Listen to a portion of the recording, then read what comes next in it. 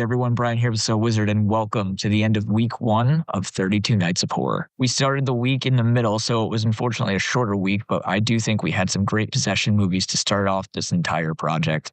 I wish I'd had more time with them, but I knew as soon as I started mapping out content and we were doing a week of possession, that this would be the first double barrel cinema of the month. When I think of iconic horror directors, I can go Wes Craven or John Carpenter, but who also springs to mind immediately?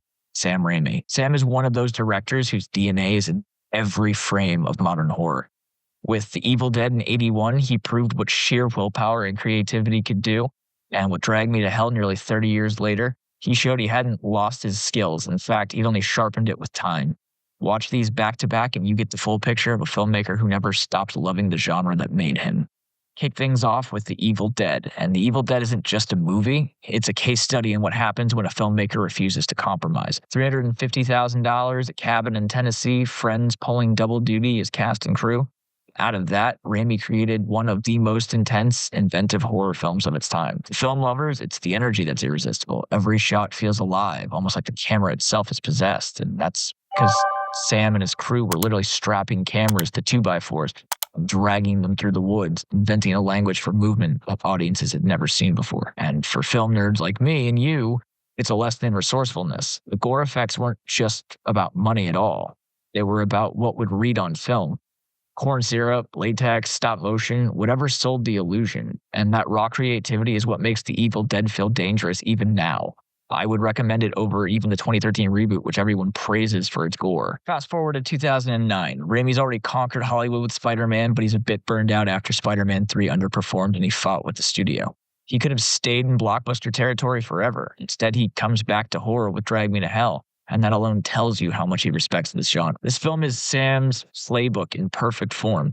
Tension wound tight, sudden bursts of slapstick absurdity, and grotesque practical effects delivered with absolute glee. Possessed Goat is outrageous, but the curse itself is genuinely terrifying. He knows how to make you laugh and then pull the rug out so the next scare hits even harder. For movie lovers, it's pure Raimi. Bold, unabashedly weird, and unafraid to mix tones.